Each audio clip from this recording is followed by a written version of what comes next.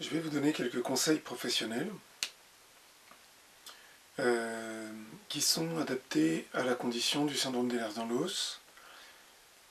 Pourquoi je le fais? Parce que j'ai mis des décennies à comprendre qu'il y avait des précautions à avoir et des aménagements à effectuer.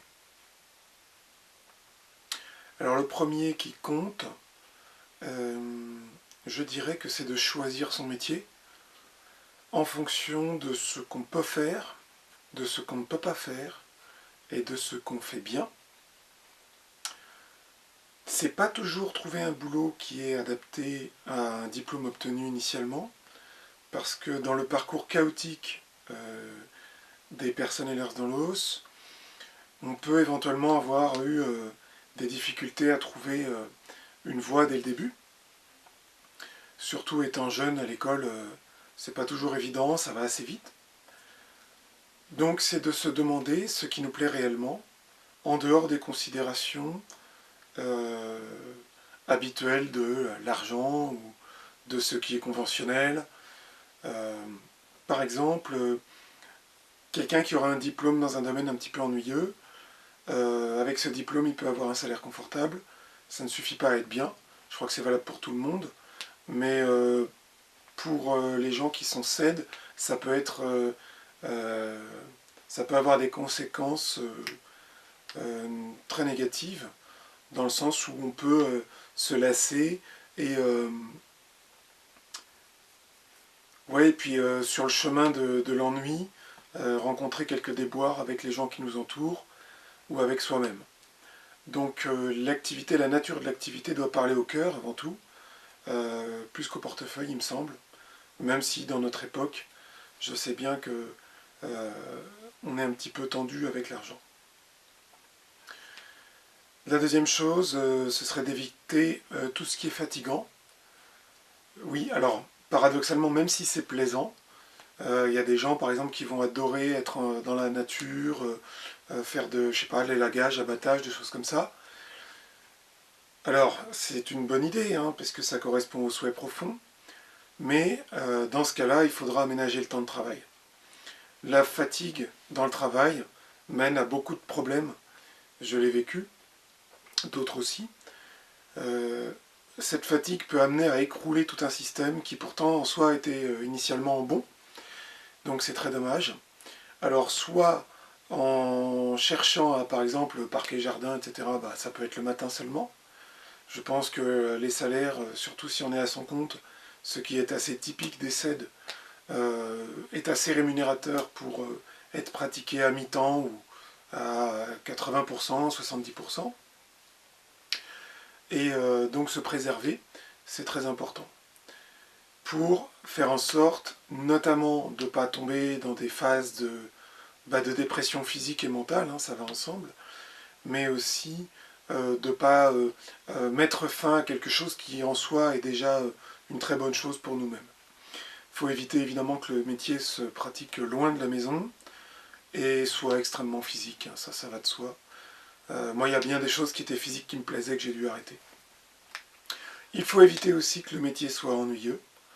L'ennui, c'est une chose qu'on a du mal à supporter, vraiment, vraiment beaucoup de mal. Et c'est pas clair dès le début pour tout le monde. Ça peut jouer des tours, puisqu'on se fait des raisons, on se dit allez, il faut faire un effort, et puis j'ai quand même des, je sais pas, un crédit ou des choses comme ça. Ça mène au mur. Ça mène au mur. Il y a des gens qui tiennent très longtemps. Je ne sais pas si c'est une bonne chose, mais en tout cas nous, il faut qu'on évite ce genre de considération. L'ennui, c'est une peine qui est profonde et qui va dégrader tout notre écosystème fragile de performance. Le troisième conseil dans ce qui est de la nature de l'activité, je dirais que c'est peut-être d'essayer aussi d'éviter tout ce qui est très hiérarchisé. Si on est un maillon dans une très grande chaîne, alors on peut s'y dissoudre et s'y cacher en quelque sorte, pourquoi pas. Si l'échelle est très courte, à ce moment-là, on est peut-être plus sous les feux des projecteurs, sous observation, des choses comme ça. Alors là, ça devient délicat. Parce que d'un côté, d'être qu'un tout petit pion tout en bas d'une échelle, ça peut nuire à notre intégrité mentale, morale, j'imagine. En tout cas, ça a joué pour moi. Et d'avoir une hiérarchie très très courte, ça peut nuire dans le sens où la pression est forte. Et donc, voilà, on passe d'une pression qui est inexistante, avec une personne qui se sent inexistante dans une hiérarchie très grande, à une ambiance un peu tendue pour tout ce qui est hiérarchie très courte. Je dirais que soit il faut se sentir bien dans une hiérarchie qui est à échelle humaine, tout simplement, qui respecte l'individu, dont on ne sent pas trop les effets, et d'un autre côté, éventuellement, sinon en sortir et se mettre à son compte, se retrouver seul, c'est peut-être meilleur. Donc bien réfléchir là-dessus, surtout à l'idée d'une recherche d'emploi, poser les questions qui vont dans ce sens-là, pour savoir où est-ce qu'on va atterrir, dans quel milieu, dans quel panier de crabe on va se mettre. Pour le deuxième chapitre, je dirais éventuellement qu'il est bon de jouer carte sur table. On a tendance à vouloir se fondre dans la masse, certains y arrivent, jamais très longtemps parce que les gens sont pas si dupes que ça. Moi j'ai aujourd'hui, passé 40 ans, décidé de dire, voilà, moi d'un côté je suis à mon compte dans mon métier, donc aucun problème, mais j'ai des propositions de mission, des propositions de participation dans ce qui est de mon domaine de l'informatique vis-à-vis des entreprises. On est, pour ma part, j'ai été prestataire et très rapidement participant, et on parle même d'embauche partielle. Donc j'ai décidé d'annoncer la couleur dès le début, si j'ai des affinités avec le patron ou la personne qui est juste responsable de ma position. Je pense que c'est intéressant de faire notamment un dossier de handicap, puisque je suis en train de faire ce qui est partie MDPH de mon côté, et j'en ai parlé aux personnes qui voudraient me voir à leur côté. Ça leur pose absolument aucun problème, puisqu'on a un système dans lequel ils vont déduire des charges, déjà, si on veut parler d'argent, et puis c'est bien de poser des bases saines dès le début. Je pense que c'est une preuve d'honnêteté qui peut être appréciable. D'un autre côté, ça peut apporter des réponses à ce qui se posait comme question, puisque moi, ma nature ne passe pas inaperçue dans le quotidien, et donc surtout dans des milieux où la charge de travail peut être importante, ou éventuellement d'un autre côté, l'intensité ou la profondeur de réflexion dans ce travail peut être aussi engageante, ou même les deux à la fois, et dans ce cas-là, peuvent apparaître certaines particularités qui peuvent rester sans réponse en face, hein, tout simplement. Donc là, on répond à des questions qui étaient peut-être en suspens depuis un certain temps. Moi, ça m'a très très bien fonctionné, dans le sens où on s'est serré la main, et il y a un discours assez engageant qui a été tenu, donc je suis beaucoup plus serein, beaucoup plus à l'aise, puisque j'ai un poids en moins sur les épaules, qui est le poids de l'humain, qui est considérable pour nous. Il y a aussi une chose qui est à préserver, c'est notre performance, puisque c'est ça qu'on vend. Alors c'est pareil pour tout le monde, mais si on est à mi-temps, si on est à tiers-temps, si on a un handicap, si on est embauché sous condition, si on est à son compte, à ce moment-là, toutes ces raisons font que on vend de la performance, on est obligé, et il faut l'entretenir. Je nous considère comme des vélos de course ou des Formule 1, et donc on ne va pas dans les chemins de terre, on ne fait pas les pavés, les marches, on est censé rester sur notre piste. C'est là où ça fonctionne très bien, vraiment très bien, il n'y a pas de problème si on a trouvé sa voie. Donc attention à la durée des tâches que l'on va exécuter. Des tâches longues sont ennuyeuses, sont fatigantes. La concentration n'est pas là sur toute la longueur, en général pour nous. Donc ces tâches doivent être effectuées avec une longue préparation qui est en arrière-plan. Et ensuite, ce qui est visible de la hiérarchie, de la clientèle, va être tac tac tac et fonctionner rapidement. Voilà. Il faut fermer aussi les verrous du SAV ou des remarques ultérieures à ce que vous faites. parce que c'est toujours désagréable de revenir sur son travail ou d'avoir des avis qui sont de nature à nous faire recommencer ou à nous critiquer. On est sur un équilibre fragile, il faut que ça fonctionne du premier coup. Préparation, donc c'est le gage de la réussite. La durée de la tâche, je disais, mais aussi la durée de la journée de travail, à réduire de toute façon. Même si on finit en forme, il ne faut pas se dire je vais continuer. On va garder son énergie pour ce qui est après le travail, c'est-à-dire je vais y venir loisirs, sport et famille, etc. Le trajet retour, ça peut être ça aussi. Mais aussi également la durée de la semaine. Y a des gens qui vont travailler que jusqu'à 15 heures ou jusqu'à midi, je ne sais pas. Il y a des gens qui vont dire, ben moi, le vendredi, je suis en home office ou je ne travaille pas du tout. Je vous souhaite que ce soit possible. On va aussi être préventif dans le domaine de compétences. Moi, il m'est arrivé d'accepter des choses qui n'étaient pas tout à fait dans mon rayon de compétences. Alors j'ai acquis une très grosse horizontalité dans mon métier, mais c'est du stress parce que on passe du coq à l'âne toute la journée, on est appelé à des choses sur lesquelles on n'a pas vraiment eu le temps de se préparer, ou alors on a oublié comment procéder parce qu'il s'est passé des mois ou des semaines. Donc ça, c'est pas bon. Se spécialiser, je sais que c'est contraignant, je sais que ça enferme, je sais que vous voyez ça sûrement comme moi, comme une cage, mais spécialité, c'est tranquillité aussi. Hein. Donc l'horizontalité, c'est bien pour notre curiosité, notre culture générale.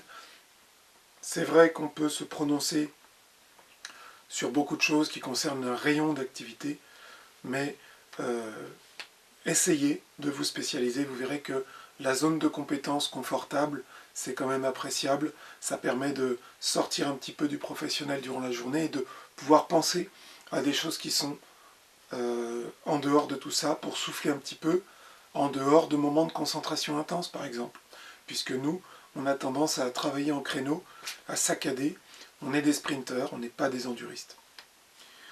Les personnes compatibles, c'est aussi un facteur important.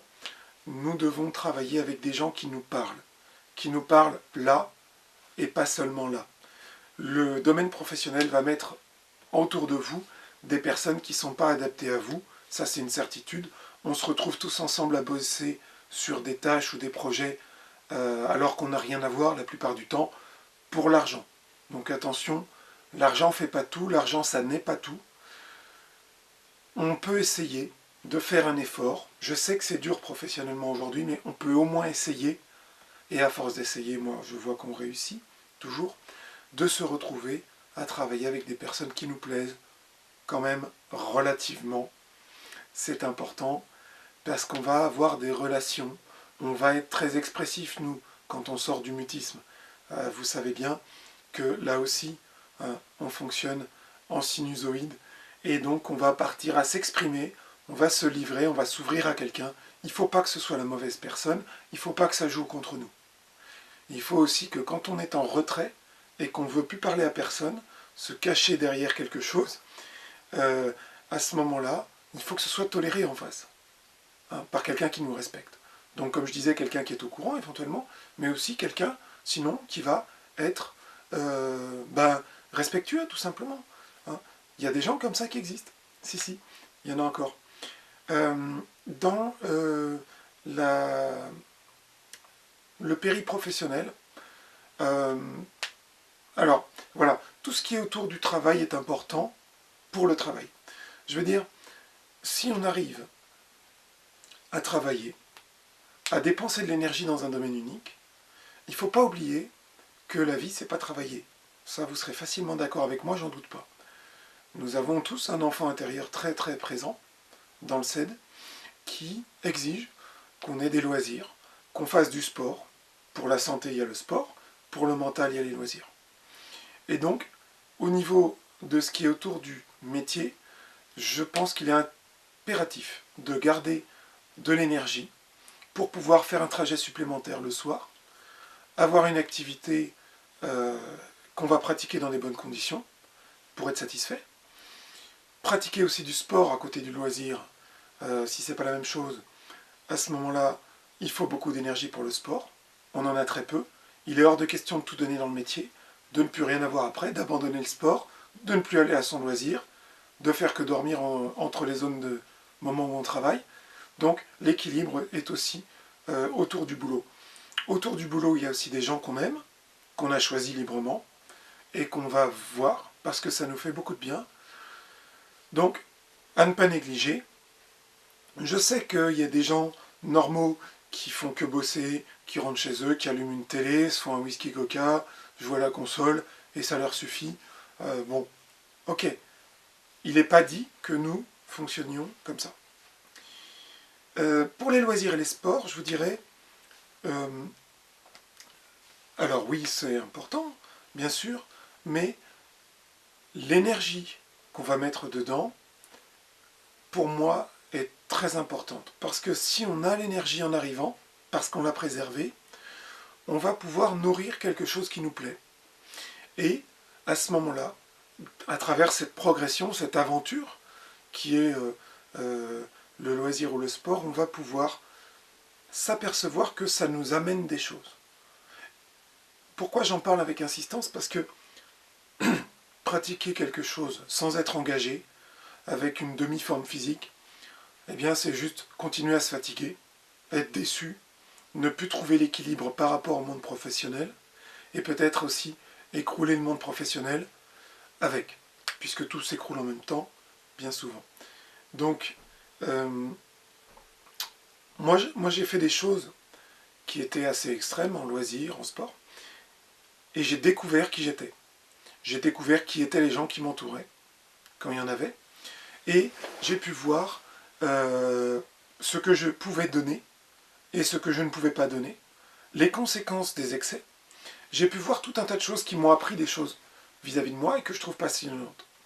On ne peut pas arriver là si on n'est pas investi, c'est-à-dire si on n'a pas mis un peu d'argent de côté pour avoir du matériel correct, si on n'a pas une énergie préservée, même en fin de journée, si on n'a pas une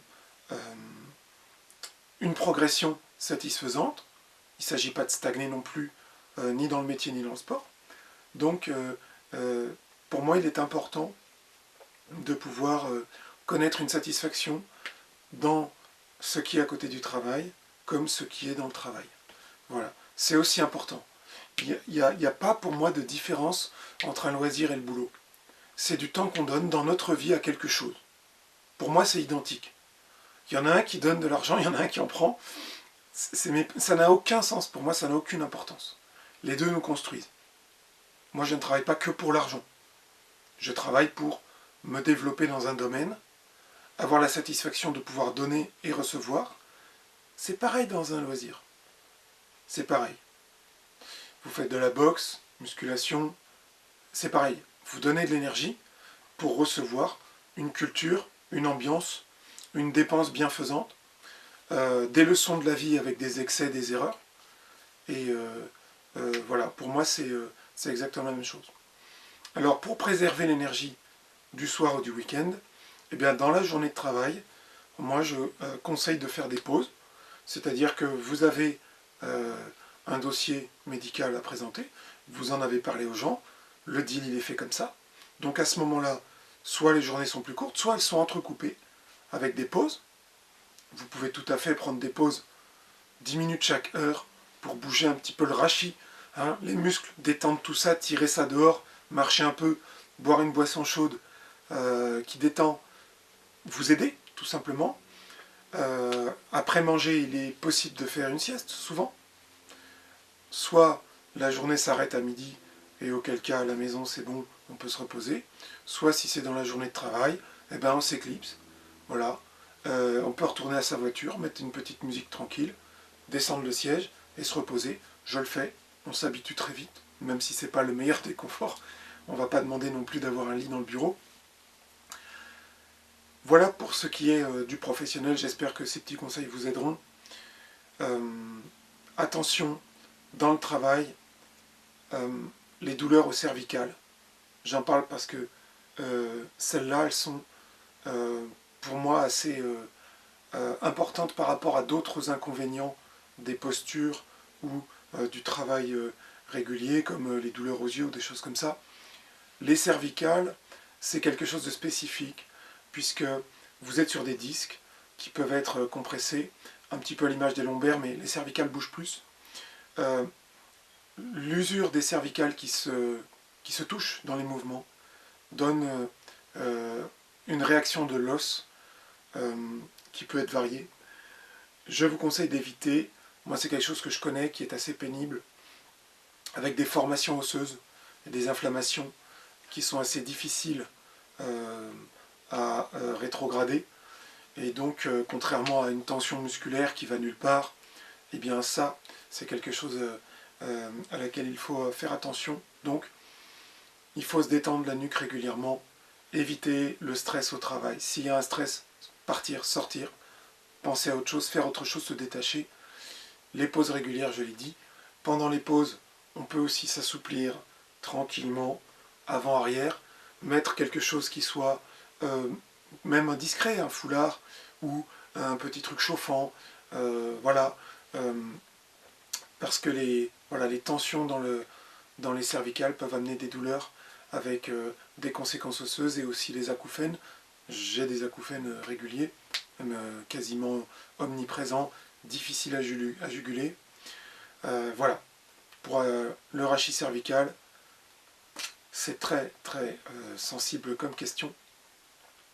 Pour le reste, vous avez les sports, vous avez les loisirs. J'ai fait une vidéo sur comment pallier tous les effets et même des fois revenir en arrière, guérir des choses. J'espère que ça se passera bien pour vous professionnellement, car c'est quand même ce qu'on fait le plus dans nos journées. Et à bientôt pour une prochaine.